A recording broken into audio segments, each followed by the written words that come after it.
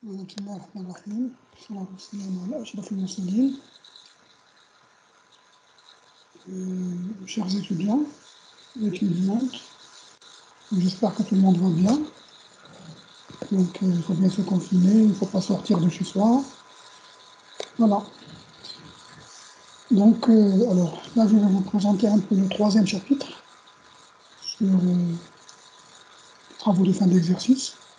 Alors ce troisième chapitre il porte sur la régularisation des charges des produits. Comme vous le savez, on avait déjà fait un premier chapitre sur les titres, la comptabilisation des titres. Un deuxième chapitre sur l'amortissement. On n'avait pas terminé, donc je crois que nous allons le terminer, hein, le présenter. Et bien sûr, par la suite, il va y avoir donc M. Zanelli qui va essayer de vous présenter un peu le chapitre sur les provisions. D'accord. Là, je vais m'attaquer donc au chapitre 3 concernant donc la régularisation des charges et des produits. D'accord. Voilà.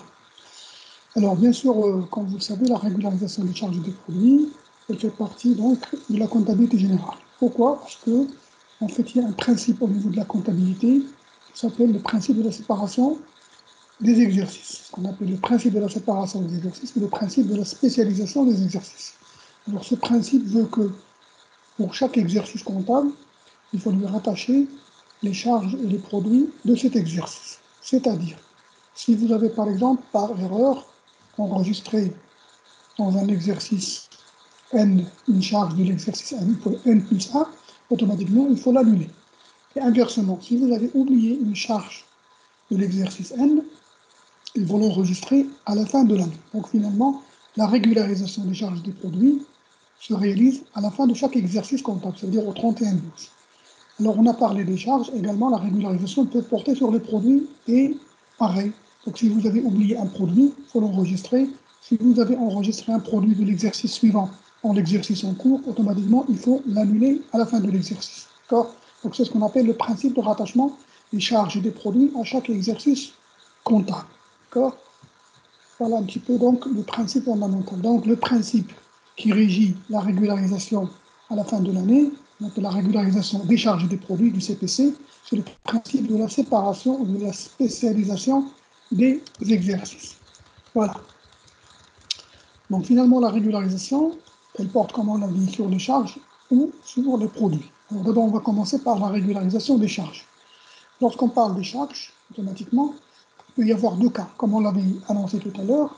Il y a d'abord les charges à payer, d'accord? Ça veut dire, on a expliqué tout à l'heure, donc ça c'est des charges qui font partie de l'exercice N mais qui ne sont pas enregistrées à la fin de l'année, il faut les enregistrer, d'accord? On va expliquer pourquoi on a appelé ça charge à payer. Et puis bien sûr l'inverse, lorsqu'il s'agit de charges constatées d'avance, ça veut dire que c'est une charge de l'exercice suivant, N plus 1, et qui a été enregistrée au niveau de l'exercice N. Donc il faut faire une annulation de l'écriture comptable, d'accord? Voilà. Donc voilà les deux opérations qui concernent, ou les deux, disons les deux volets qui concernent la régularisation des charges. Alors on va commencer par le premier, c'est les charges à payer. Pourquoi on les appelle d'abord les charges à payer? Parce que finalement ce sont des charges qui doivent être enregistrées dans l'exercice N, mais qui vont être payées en N plus 1. Alors le paiement, ça ne pose pas de problème. Pourquoi? Parce que en comptabilité, c'est l'imputation qui est plus importante, c'est-à-dire le rattachement de la charge à un exercice. Et là, on va trouver qu'il y a plusieurs exemples, on va le voir tout à l'heure. D'accord. Bon, on va commencer par une définition des charges à payer. Alors, ce sont les charges qui ont leur origine dans l'exercice, c'est-à-dire dans l'exercice N, d'accord, et qui se rapportent donc à celui-ci, c'est-à-dire à l'exercice N, mais pour lesquels nous n'avons pas, à la date de l'inventaire, le document justificatif. Ça veut dire qu'on n'a pas de preuve, on n'a pas de document justificatif, on n'a pas de pièce justificative pour pouvoir l'enregistrer. Et automatiquement, on est obligé, justement, de les enregistrer en attendant que la pièce arrive. Bon, les exemples, il y en a plusieurs. Hein. L'exemple des factures d'eau et d'électricité, du mois de décembre, les charges du personnel, vous avez les charges sociales du personnel, vous avez les impôts et taxes, vous avez peut-être quelquefois les intérêts, d'accord. Alors là, je vous ai mis un certain nombre d'éléments, d'accord, les comptes à utiliser dans ce cas. Alors pourquoi on a présenté les comptes de la classe 4? Parce que finalement, c'est une dette. Lorsqu'on dit une charge à payer, donc c'est une charge qui sera payée l'année prochaine. Ça veut dire en N plus 1. Donc finalement, pour l'entreprise, elle constitue une dette. C'est pour cela qu'on doit utiliser la classe 4. Alors la classe 4, automatiquement, c'est un compte à créditer.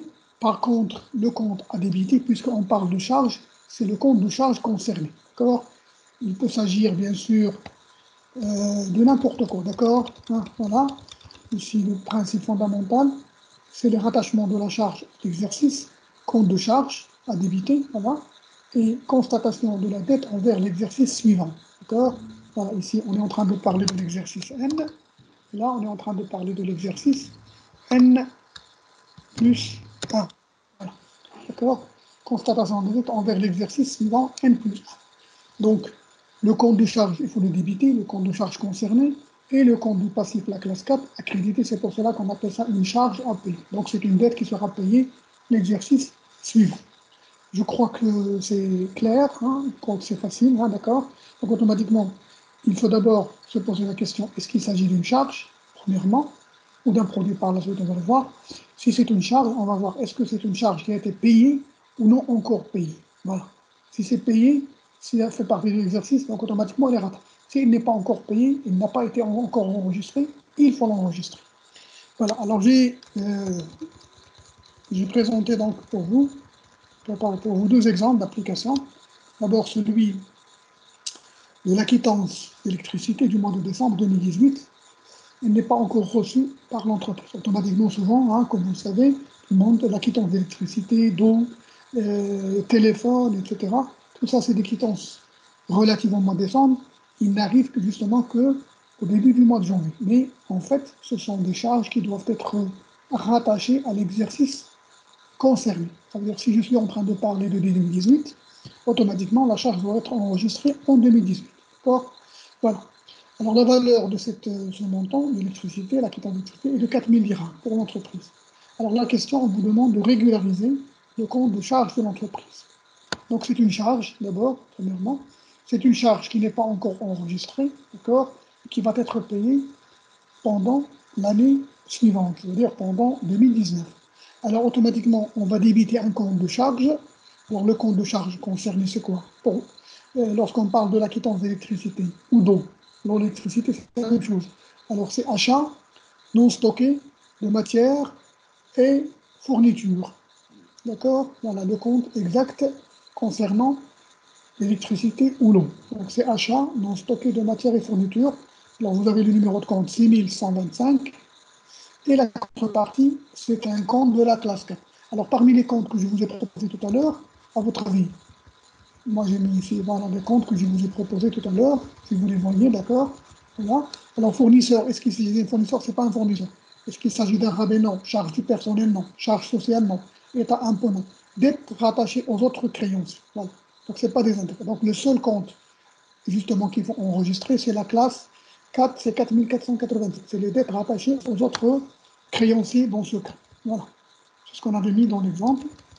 Voilà. Dettes rattachées aux autres créanciers. Et, bien sûr, c'est la même valeur. Donc, vous voyez, on a régularisé à la date du 31/12/2018. Donc, c'est une opération qui doit être réalisée à la fin de l'année, pas au milieu de l'année. Ça, c'est l'enregistrement. Alors, le paiement de cette charge sera réalisé en 2019. Ça ne m'intéresse pas pour l'instant. D'accord?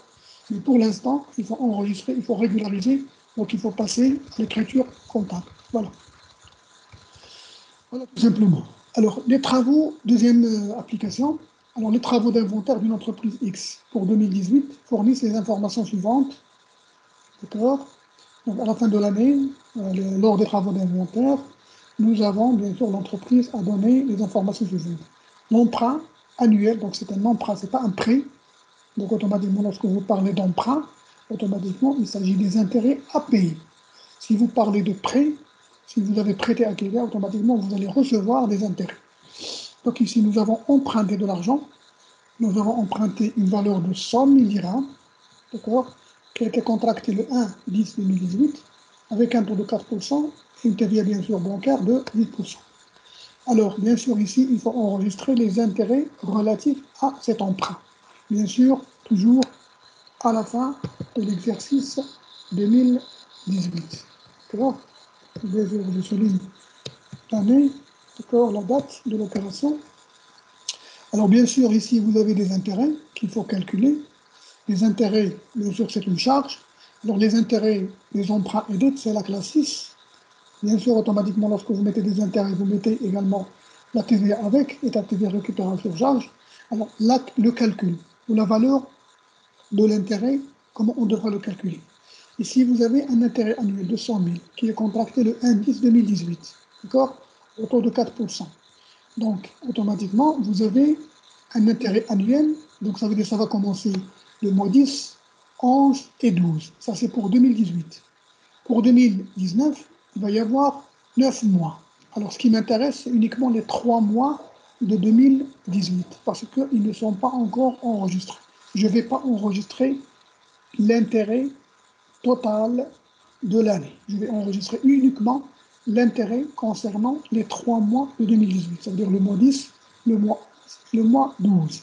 Alors, la formule de calcul est la suivante. Montant des intérêts à calculer, valeur 100 000, voilà. Vous multipliez par 0,04, c'est-à-dire le taux d'intérêt que vous avez là, un taux d'intérêt annuel, d'accord. Attention, si vous avez un taux d'intérêt semestriel ou trimestriel, ça dépend de quelle fois, bien sûr multiplié par 3 mois sur 12 pour avoir la proportion des 3 mois. Donc on trouve une valeur de 1000 dirhams, et donc c'est la valeur que j'ai inscrite ici au début. Intérêt des emprunts et dettes, 1000 dirhams. État de TVA récupérable sur charge, vous avez la valeur 100, donc c'est 10%. Et bien sûr, la contrepartie, comme vous le voyez, je reviendrai. Voilà. Là, ici, vous parlez des intérêts, automatiquement le compte à créditer, c'est un compte de la classe 4. Alors vous avez ici intérêts courus et non échus à payer. Ça veut dire que ce sont des intérêts qui seront payés, bien sûr, en 2019, lorsque l'année sera écoulée. D'accord? Ça veut dire qu'on va compter 10, 11, 12, et on va compter 9 mois. C'est-à-dire le 39, on va payer les intérêts, justement, de cet emprunt qui est de 100 000. Voilà. Mais pour l'instant, il faut automatiquement constater les intérêts relatifs aux 3 mois. C'est ce qu'on avait calculé ici. Donc, intérêt des emprunts et dettes, 1000 dirhams, état de TVA récupérable, 100, et le total, les intérêts courus et non échus à payer, seront de 1100 dirhams. D'accord. Voilà, donc c'est le compte à débiter. Voilà, nous avons débité un compte de la classe 6 avec la TVA, et nous avons crédité un compte de la classe 4, c'est la dette. Les dettes à court terme, bien sûr. Voilà donc pour ce qu'on appelle les charges à payer. Donc on peut trouver autant d'exemples, d'accord, pour les charges à payer. Hein. On peut trouver par exemple une prime d'assurance qui n'est pas payée, hein, d'accord, prime d'assurance que l'entreprise disons, a payée, il n'a pas encore enregistré, automatiquement il faut la payer. Et la prime d'assurance, bien sûr, annuelle, pour ce cas par exemple le 1-10 2018, il faut prendre juste la partie de la prime qui concerne l'année N. D'accord. Voilà. Donc ça, c'est les charges à payer. Bien sûr, vous aurez également au niveau des travaux dirigés, maximum d'exercices justement pour pouvoir comprendre. Mais c'est très facile, d'accord? Quand c'est facile, il faut toujours se rappeler la chose suivante. Il faut débiter la classe 6 et créditer la classe 4. Là, il faut se rappeler un peu des comptes que je vous ai donnés en haut. Voilà. Vous avez vraiment les comptes qu'on peut trouver normalement au niveau, disons, de l'enregistrement comptable. Voilà pour ce qui est des charges à payer. Alors, la contrepartie, sur les charges constatées d'avance. Ça, c'est l'inverse de tout à l'heure. Alors, en fait, ce sont des charges enregistrées en N en raison de la présence de la pièce justificative. D'accord. Il y a une pièce justificative. Nous avons payé, par exemple, la prime d'assurance. La prime d'assurance, nous avons payé le mois 10, indice. Alors, c'est une assurance annuelle. Automatiquement, nous avons enregistré une partie de 2018 et une autre partie de 2019. Chose qui n'est pas normale, qui n'est pas correcte en comptabilité. D'accord. Voilà. Donc, en fait, si on avait enregistré la partie de N plus 1, il faut l'annuler à la fin de l'année. Donc, c'est ce qu'on appelle une charge qui est de N plus 1 et la reporter. Voilà, donc ce sont des charges enregistrées en année M en raison de la présence de la pièce justificative alors qu'elles concernent un achat ou une prestation de service devant intervenir au cours de l'exercice M plus 1. Ce sont généralement des charges à cheval, voilà ce que vous avez dit, par exemple le cas de la prime d'assurance, une partie en N et une partie en N plus 1. On appelle les charges à cheval. Ça veut dire une partie, elle est dans M et une partie, elle est dans N plus 1. D'accord. Voilà. Quelquefois, on peut trouver une charge complètement en N plus 1 qui est enregistrée par erreur en N. Il faut l'annuler. Si vous avez une charge à cheval qui une partie N et une partie N plus 1, automatiquement, il faut annuler uniquement la partie de N plus 1. Voilà. D'accord. Voilà. Parce que la N, elle est enregistrée, il n'y a pas de problème. Donc, à cheval sur deux ou plusieurs exercices et qui ne concernent pas dans la totalité d'exercices en cours, tels que la prime d'assurance, le loyer. On peut trouver par exemple un loyer, encore un loyer semestriel qui a été payé le 1-10, le mois 10. Alors, il concerne le mois 10, 11 et 12. Et 1, 2, 3, loyer semestriel, donc de 6 mois.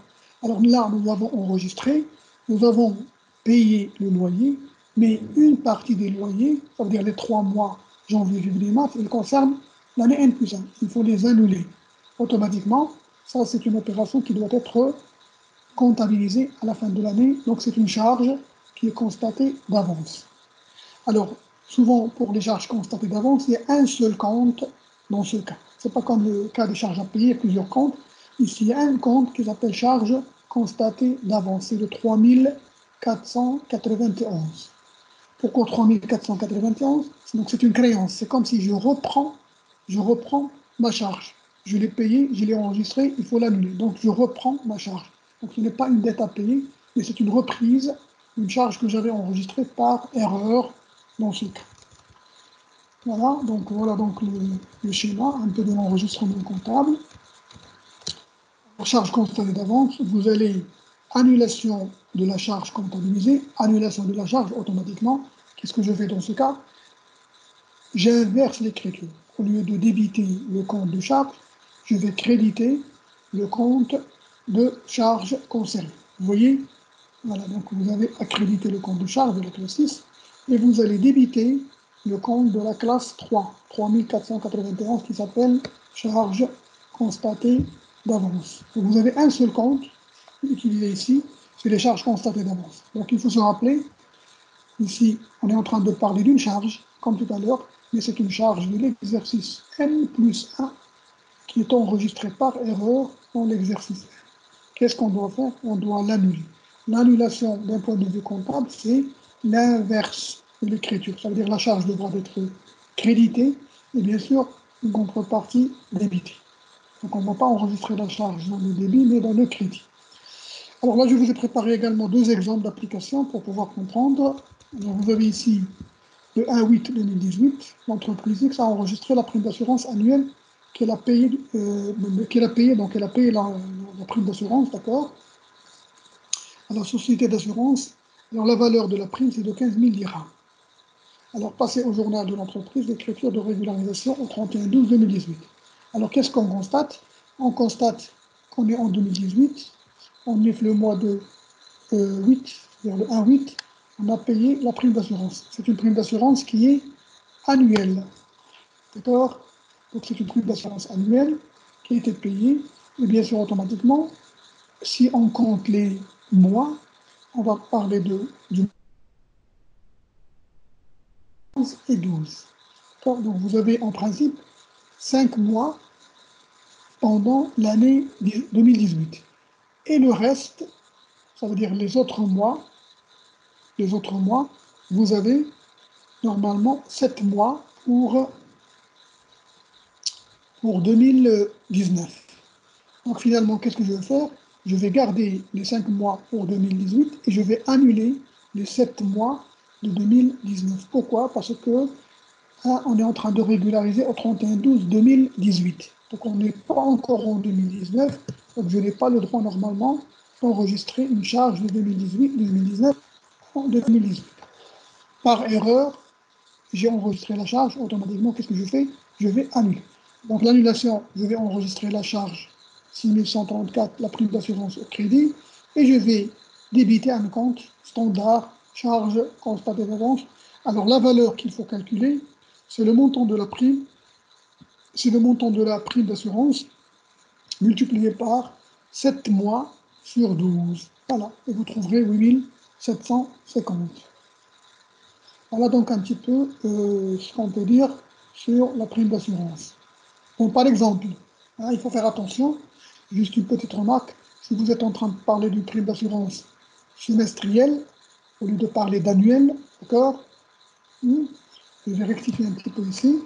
Si je suis en train de parler d'une prime d'assurance semestrielle, qu'est-ce que je dois faire normalement dans ce cas? Je dois diviser par combien?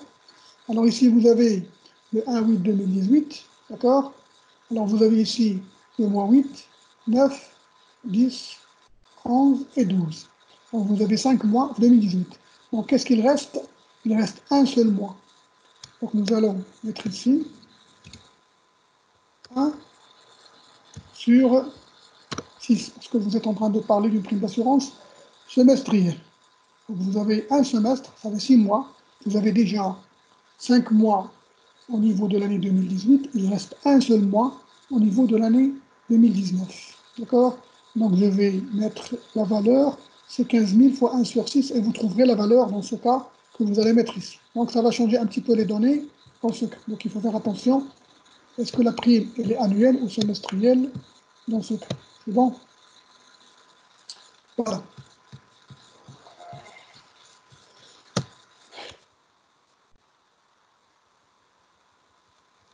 Notre exemple, toujours par rapport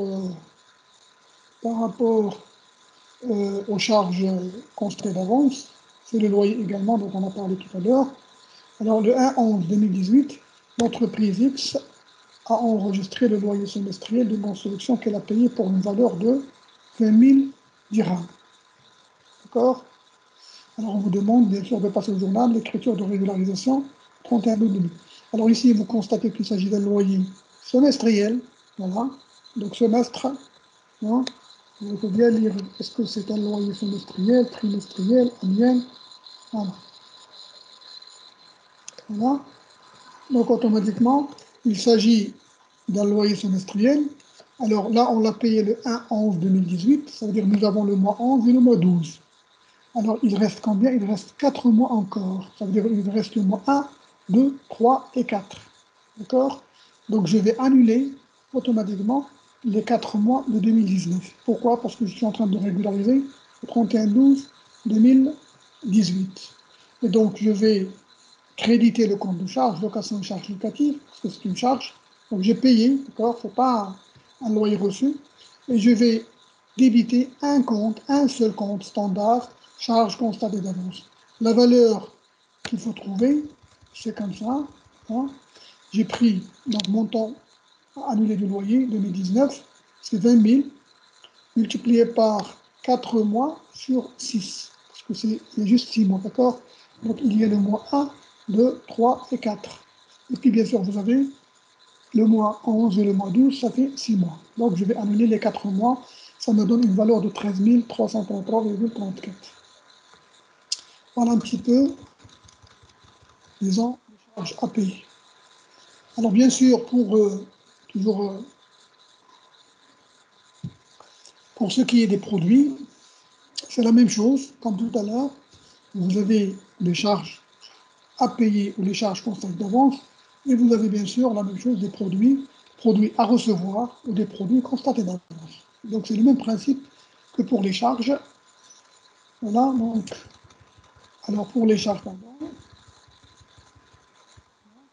pour la régularisation des produits, donc produits à recevoir d'abord. Donc les produits à recevoir, ce sont des produits de l'exercice N qui ne sont pas enregistrés à la fin de l'an. Il faut les enregistrer, vous allez les recevoir en N plus 1, pas de problème. Mais l'enregistrement devra être effectué au 31-12-M. Les produits constatés d'avance, ce sont des produits, bien sûr, qui font partie de l'exercice N plus 1 et qui sont enregistrés dans l'exercice N. D'accord? Donc c'est une erreur, il faut les annuler à la fin de l'année.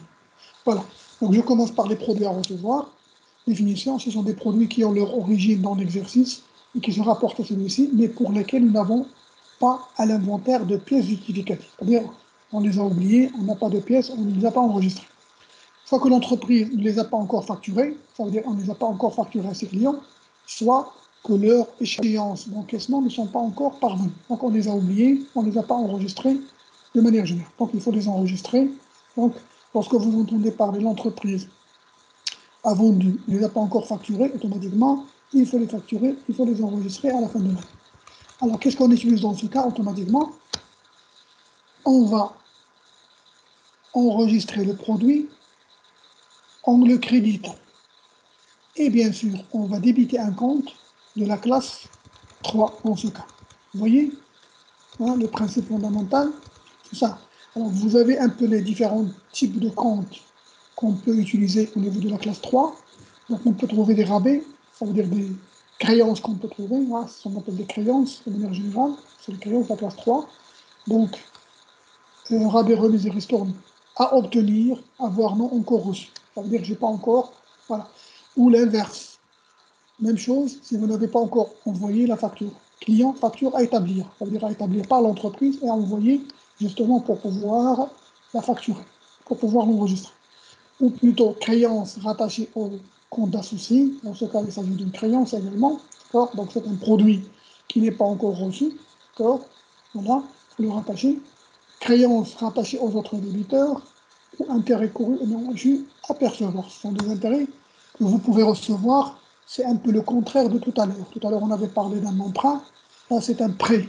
Automatiquement, vous avez prêté à quelqu'un et vous avez oublié d'enregistrer le produit au cours de l'exercice N. Donc, il faut l'enregistrer dans ce cas. Voilà, alors le principe, comme vous le savez, voilà, le produit à recevoir, rattachement du produit à l'exercice N, voilà, constatation de la créance sur l'exercice suivant, plus 1. Voilà. Donc ici, la créance doit être récupérée N plus 1, mais le produit devra être rattaché à l'exercice N. Donc automatiquement, compte de produit, classe 7 crédité. C'est normal, la classe 7 devra être toujours créditée, sauf le cas contraire. Et bien sûr, ici, un compte d'actifs et actifs circulants, c'est la créance. Donc vous avez 1, 2, 3, 4 et 5. Donc vous avez 5 comptes qu'on peut utiliser normalement à ce niveau-là. Voilà. Alors pour les exemples d'application, je prépare également deux applications en ce cas. La première application, à la fin de l'exercice 2018, l'entreprise X constate qu'une marchandise de 15 000 dirhams a été livrée au client, sans être enregistrée en comptable. Donc on n'a pas enregistré. Donc l'entreprise constate qu'une marchandise a été livrée, on l'a envoyée au client, mais on n'a pas enregistré en comptabilité l'opération. La facture sera envoyée plus tard, bien sûr, le montant de la facture, le montant de la marchandise est de 15 000 avec une TVA de 20%. Alors automatiquement, on devra créditer un compte de la classe 7 qui est vendu marchandises avec la TVA. Et bien sûr, le compte à débiter, c'est un compte de la classe 3, client, facture à établir. C'est un sous-compte normalement, c'est 34 271. C'est le compte principal, comme on l'avait présenté tout à l'heure, c'est client, facture à établir et créance sur travaux non encore facturables. Donc c'est le compte. Alors le sous-compte, d'accord, vous avez un sous-compte, 34 271, c'est client, facture à établir. Alors le montant de la facture, c'est bien sûr la vente hors taxe, 15 000. La TVA, c'est 20%, d'accord. Donc automatiquement, c'est 3 000. Et 15 000 plus 3 000, ça te fait 20, et ça fait 18 000 dirhams, pardon. D'accord. Voilà donc l'enregistrement dans le journal de l'opération. Alors, application 2, le 1/7/2018, l'entreprise X a accordé un prêt. Donc, c'est pas un, non. Si vous parlez d'un emprunt, c'est une charge. Si vous parlez de prêt, automatiquement, il y a un produit. Donc, vous avez prêté 20 000 dirhams à un salarié au taux annuel de 2%. TVA, 10%. Les intérêts ne sont pas encore enregistrés à la fin de l'année. D'accord. Donc, je n'ai pas encore enregistré. J'ai prêté le 1/7/2018. D'accord. Un montant de 20 000 avec un taux d'intérêt annuel. Donc, annuel, c'est pas semestriel, 2%, la TVA 10%. Alors, on va enregistrer les intérêts. Donc, Les intérêts, dans ce cas, c'est un produit qui s'appelle intérêt produit assimilé. D'accord? Alors, bien sûr, vous avez la TVA facturée, et vous avez un autre compte, qu'on a vu tout à l'heure, intérêt couru et non échu, à percevoir. Ce n'est pas intérêt couru et non échu à payer, c'est à percevoir. Ça veut dire que vous allez recevoir cette somme d'argent. Alors, automatiquement, comment calculer les intérêts produits assimilés? Vous prenez le montant, qui est de 20 000, et vous allez multiplier par le taux d'intérêt 0,02, c'est 2%, vous voyez, d'accord?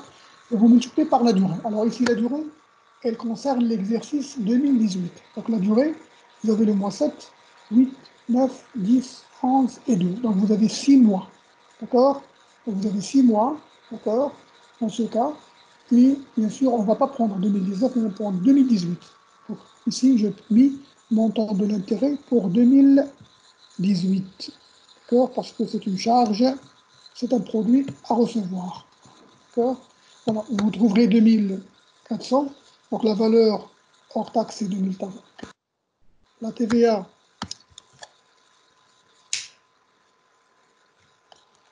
automatiquement, c'est 240 et le total, c'est 2640. Voilà donc un autre exemple. Donc, on peut trouver autant d'exemples dans ce cas. L'essentiel, c'est de comprendre le principe. D'accord? Voilà, donc toujours la question qui devra se poser lorsque vous êtes devant des exercices de régularisation, il faut se dire, est-ce qu'il s'agit d'un produit ou d'une charge? D'abord, première question. Deuxième question, est-ce que c'est une charge enregistrée ou un produit enregistré? Ou l'inverse, d'accord? S'il est enregistré, d'accord, automatiquement, il faut chercher la partie de n plus 1 qui doit être annulée.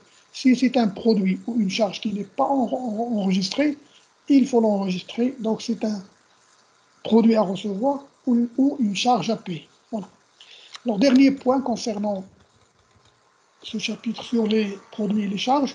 Alors, les produits constatés d'avance. Voilà, donc on a parlé de produits à recevoir. Là, ce sont des produits constatés d'avance.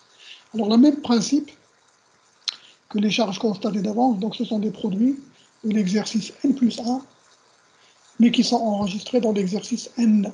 D'accord? Automatiquement, qu'est-ce qu'il faut faire? Il faut les annuler. Alors, il s'agit donc des produits qui sont enregistrés en raison de la présence de la pièce justificative. Donc, la pièce, elle est là. On les a enregistrés, mais normalement, il ne faut pas les enregistrer. Pourquoi? Parce qu'ils appartiennent à l'exercice N plus 1. Donc, il faut les annuler. On a fait une erreur comptable. Les exemples, on peut trouver produits non encore livrés, ou prestations de services non encore exécutées totalement. Donc, produits non encore livrés. Ça veut dire qu'on n'a pas encore livré le produit et on a enregistré l'opération. Donc, automatiquement, on doit annuler. Il convient donc de retrancher des produits de l'exercice la partie ou la totalité du produit qui concerne l'exercice suivant. Alors ici, la même chose, vous allez annuler l'opération, ça veut dire que vous allez débiter le compte de la classe 7, normalement, parce que c'est une annulation. Donc normalement, lorsqu'on enregistre la classe 7, la comptabilité, elle est créditée. Mais ici, vous êtes en train d'annuler, donc on doit débiter le compte de la classe 7. Et on va créditer un seul compte, comme tout à l'heure, les produits constatés d'avance. Alors, produits constatés d'avance, vous voyez, donc compte de produits à débiter, voilà, classe 7. Et compte d'actifs circulants, c'est le classe 4491, constatation d'une dette envers l'exercice suivant. D'accord? Donc, annulation du produit comptabilisé. Donc, on va annuler à partir de l'exercice N plus 1. Automatiquement, c'est une opération qui est très simple également. Alors là, il faut faire attention lorsque vous êtes en train d'enregistrer une vente, parce que la vente a été déjà enregistrée. Lorsqu'on annule, on garde la TVA. Ça veut dire qu'on n'annule pas la TVA. Voilà. Dans ce cas, la TVA reste normalement au niveau de... parce qu'elle est déjà due à l'État. Elle est déjà défalquée, elle est déjà payée, donc il faut la garder normalement. Il ne faut pas l'annuler. Parce que ça, c'est un montant qui appartient à l'État. Il faut annuler juste la partie qui est hors taxe. Bon, ici, on vous donne, par exemple, pendant le mois de décembre 2018, l'entreprise X a enregistré une facture de vente dont les produits seront livrés en janvier 2019. Vous avez des produits qui seront livrés en janvier 2019. Voilà.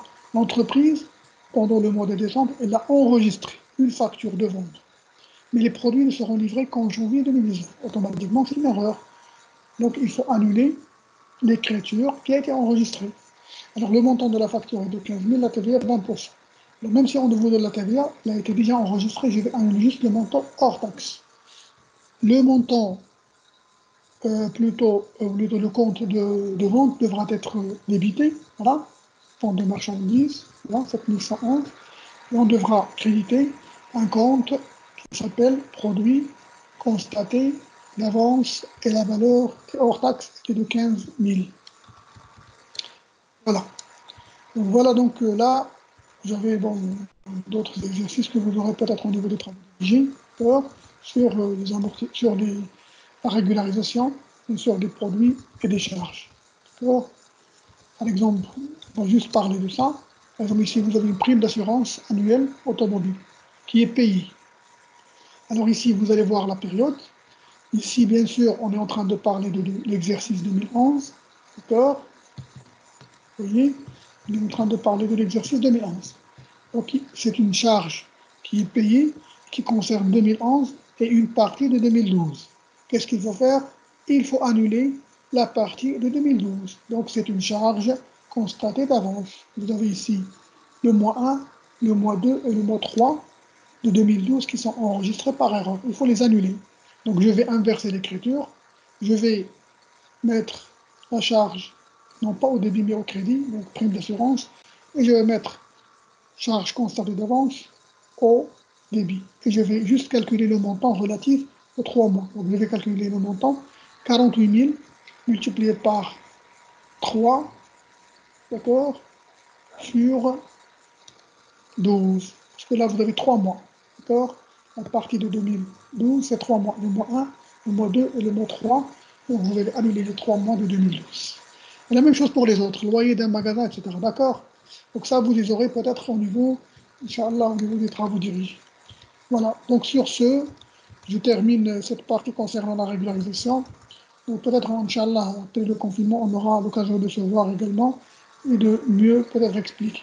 Donc je vous envoie un peu disons, le lien, comme ça pour les étudiants qui veulent plus, pour écouter disons, l'enregistrement. Voilà. Donc, je vous souhaite bon courage et bonne préparation et tout fait, Inch'Allah. Bon courage. Salam alaikum.